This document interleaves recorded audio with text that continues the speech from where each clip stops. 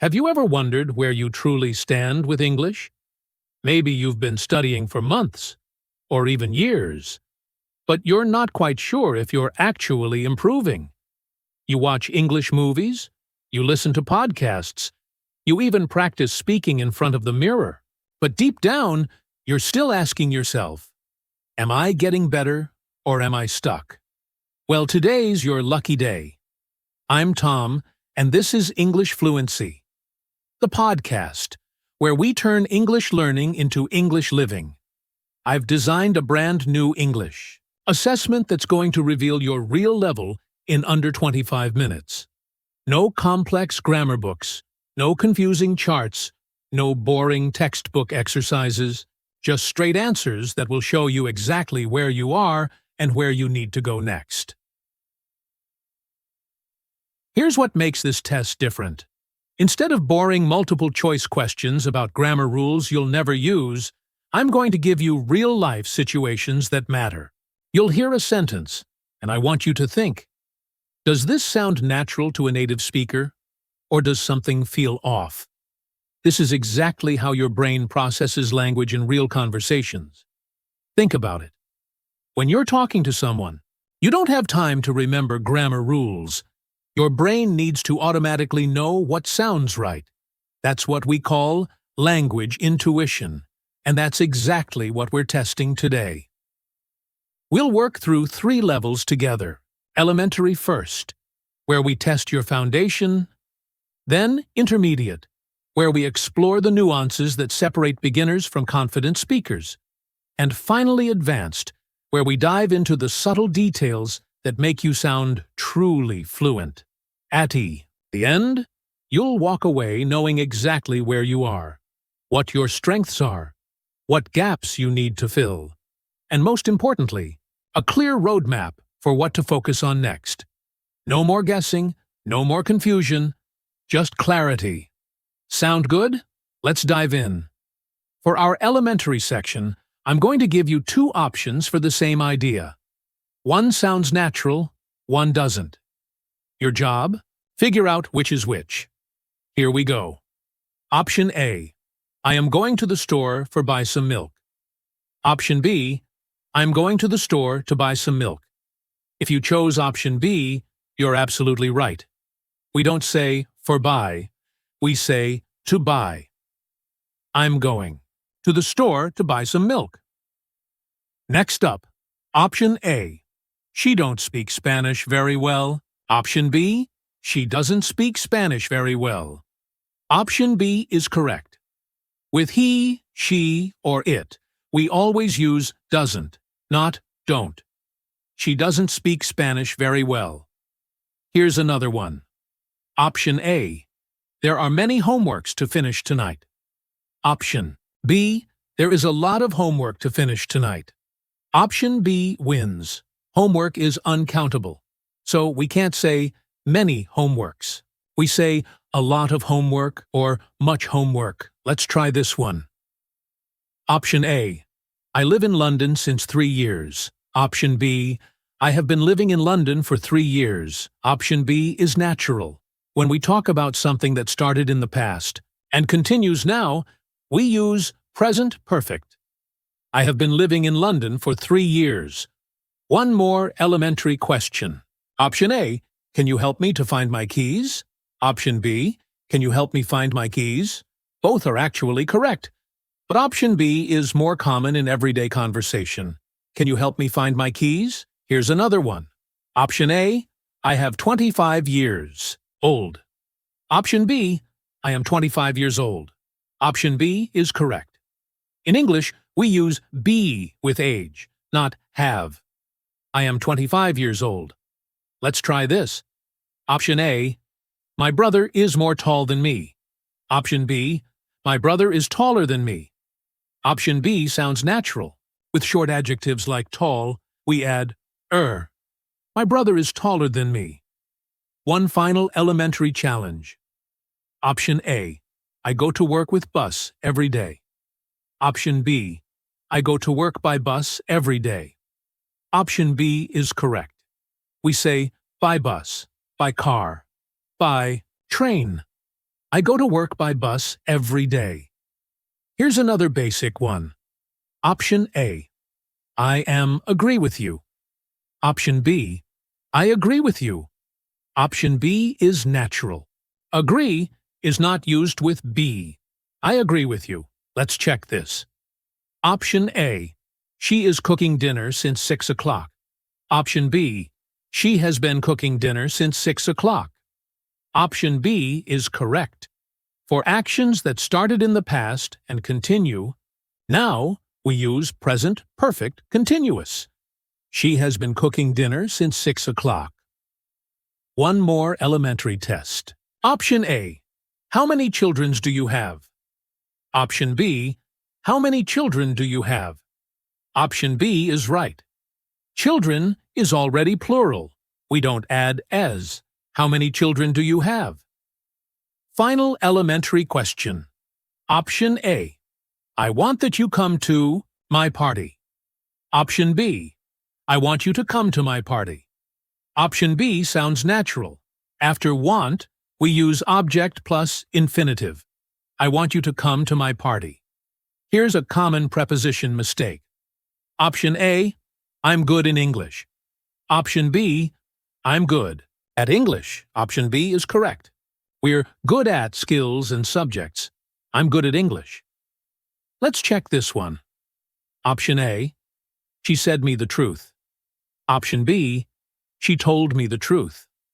Option B is right. We tell someone something, but say something to someone. She told me the truth. Another basic question. Option A. I have to do my homeworks tonight. Option B. I have to do my homework tonight. Option B is correct. Homework is uncountable, no as needed. I have to do my homework tonight. One more elementary test. Option A. My friend lives in the main street. Option B. My friend lives on Main Street. Option B is natural. We live on streets, not in them. My friend lives on Main Street. Final basic question. Option A. Can you borrow me your pen? Option B. Can you lend me your pen? Option B is correct. You lend something to someone, they borrow it from you. Can you lend me your pen? Okay, that's our elementary warm-up done. If those felt comfortable, you're probably around A2 level. If some were tricky, don't worry. You're building your foundation, and that's perfectly normal. Ready for intermediate? These get more subtle. Native speakers might not even notice these mistakes, but they'll feel something's not quite right. Option A. I'm thinking about to change my job. Option B.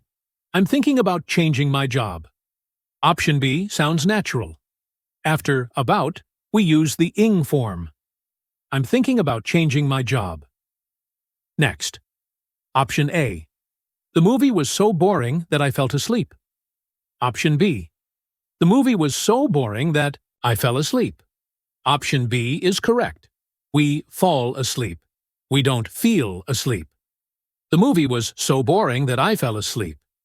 Here's a tricky one. Option A. I wish I would have more free time. Option B. I wish I had more free time. Option B is what native speakers say. After wish, we use the past tense for present situations. I wish I had more free time. Let's try this. Option A. Despite of the rain, we went for a walk. Option B. Despite the rain, we went for a walk. Option B is correct. We say despite, not despite of. Despite the rain, we went for a walk. One more intermediate challenge. Option A. I'm not used to wake up early. Option B. I'm not used to waking up early. Option B sounds natural. Used to, as an adjective, is followed by ing. I'm not used to waking up early. Here's another tricky one. Option A. I look forward to meet you next week. Option B. I look forward to meeting you next week. Option B is correct. After look forward to, we use the ing form. I look forward to meeting you next week. Let's try this. Option A. She made me to wait for 2 hours. Option B. She made me wait for 2 hours. Option B is natural. After make someone, we use the base verb without to. She made me wait for 2 hours. One more intermediate test. Option A. I've been living here since 10 years. Option B. I've been living here for 10 years. Option B is correct.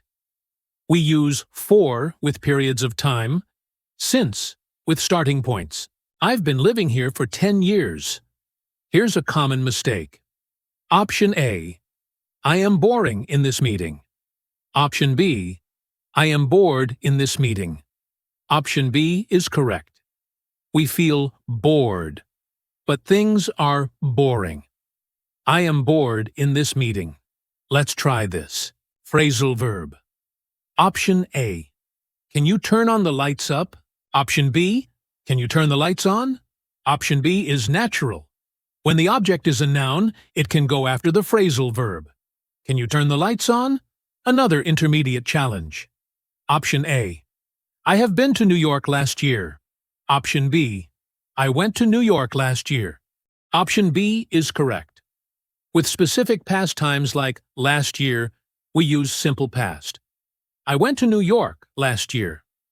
One more tricky one. Option A. She suggested me to take a break. Option B. She suggested that I take a break. Option B is correct. Suggest is not followed directly by object plus infinitive. She suggested that I take a break. Final intermediate question. Option A. I'm interested in learning Spanish. Option B.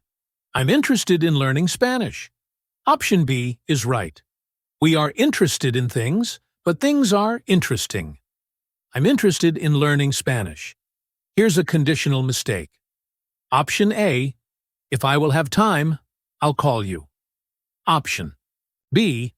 If I have time, I'll call you. Option B is correct. In first conditional, we don't use will after if. If I have time, I'll call you. Let's try this modal verb. Option A. You don't have to, must come early.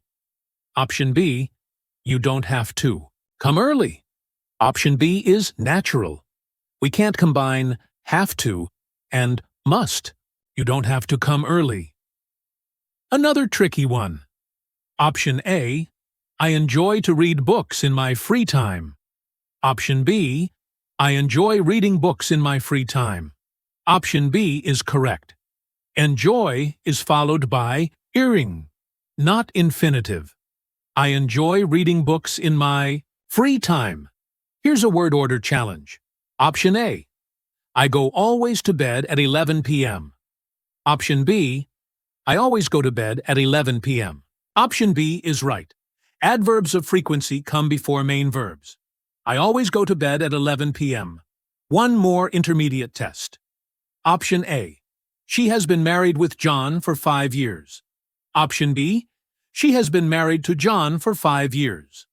Option B is correct.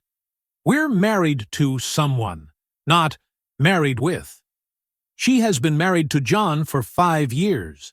Final intermediate challenge. Option A.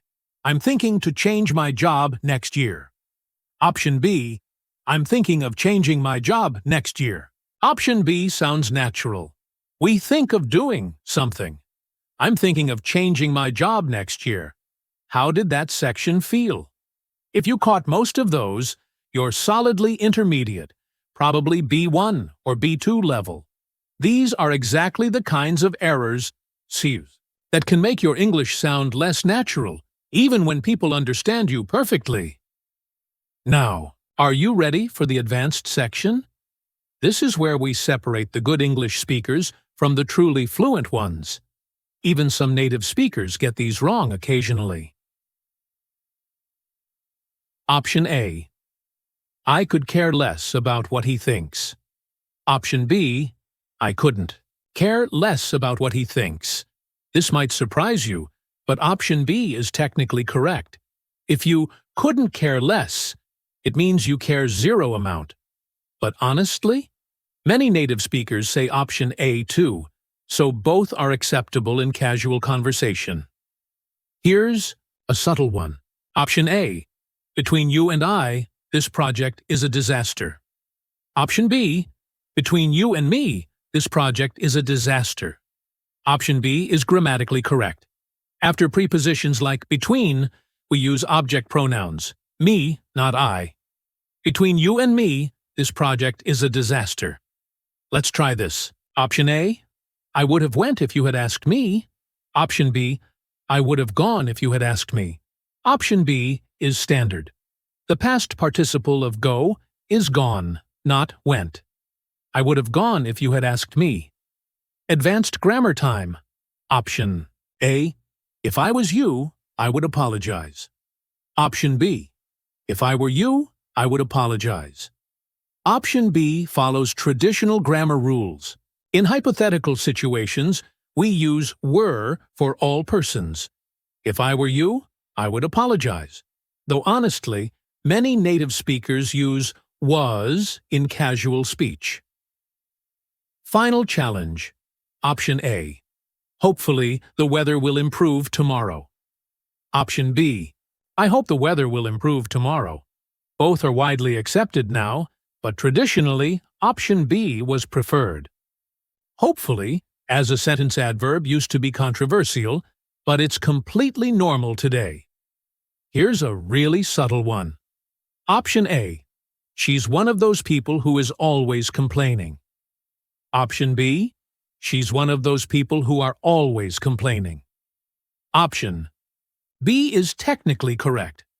People is plural, so we need are. She's one of those people who are always complaining. Let's try this advanced grammar. Option A. Neither of the students have finished their homework. Option B. Neither of the EE students has finished their homework. Option B follows traditional grammar rules. Neither is singular, so we use has. Neither of the students has finished their homework. One final advanced challenge. Option A. The data shows that our sales are improving. Option B. The data show that our sales are improving. Both are acceptable. Data can be treated as singular or plural. In casual speech, option A is more common. In academic writing, option B is preferred. Here's a really tricky one. Option A. I had barely gotten home when the phone rang. Option B. I had barely got home when the phone rang. Both are correct, but option A is American English. Option B is British English. Different varieties, same meaning. Let's test this subtle point. Option A. The reason is because we don't have enough time. Option B. The reason is that we don't have enough time.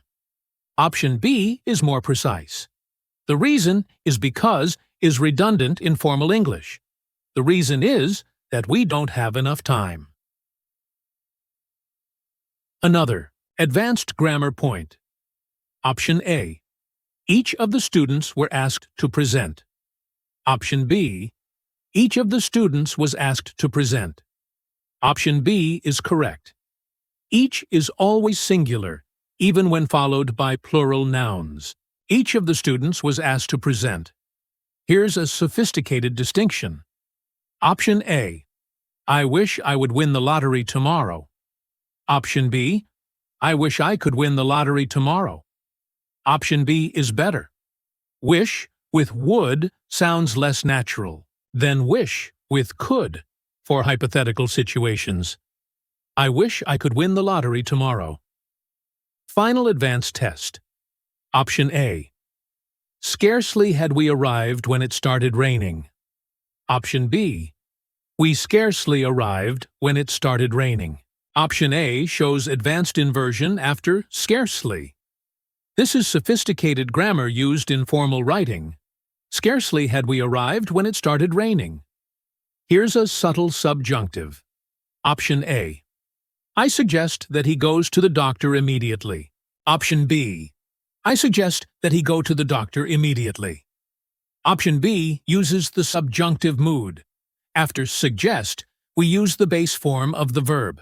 I suggest that he go to the doctor immediately. Let's test this advanced point. Option A. Having been a teacher for 20 years, students respect her greatly. Option B. Having been a teacher for 20 years, she is greatly respected by students.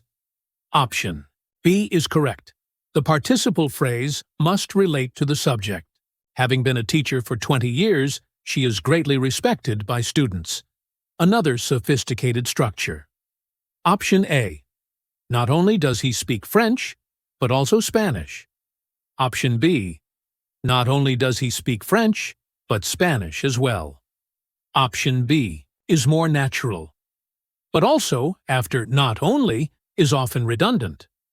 Not only does he speak French, but Spanish as well. Here's advanced vocabulary. Option A. The weather is very changeable today. Option B. The weather is very volatile today. Both are correct, but option A is more appropriate for weather. Volatile is typically used for situations, markets, or personalities. One more complex grammar point. Option A. No sooner had we left than it started snowing. Option B.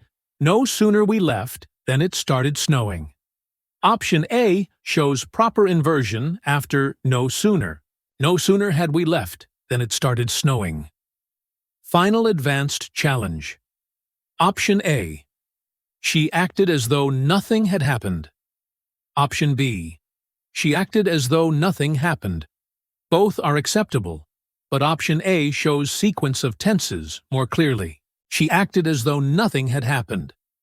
Congratulations! You've just completed my English assessment. Let me break down what your performance probably means. If you sailed through the elementary section but struggled with intermediate, you're likely A2 to B1 level. Focus on expanding your vocabulary and learning common phrasal verbs. If intermediate felt manageable but advanced was challenging, you're probably B2 to C1 level. Work on subtle grammar points and idioms to sound more natural. If you caught most of the advanced subtleties, you're operating at C1 to C2 level. At this point, focus on style, register, and cultural nuances. But here's the thing. Your level isn't just about grammar and vocabulary. Can you express complex ideas clearly? Can you understand different accents? Can you catch humor and sarcasm? These skills matter just as much. My advice? Don't get too hung up on labels. Whether you're A2 or C2, the goal is the same. Communicate effectively and feel confident doing it. If you want to improve faster, focus on input. Listen to podcasts like this one. Watch movies without subtitles. Read books slightly above your level. Your brain will naturally absorb patterns and improve your intuition. That's a wrap for today's English assessment episode. I hope you learned something about your current level and where to focus next. Remember, fluency isn't a destination. It's a journey, and every step counts. Keep practicing, keep improving, and I'll catch you in the next episode of English Fluency, the podcast. Until then, speak boldly.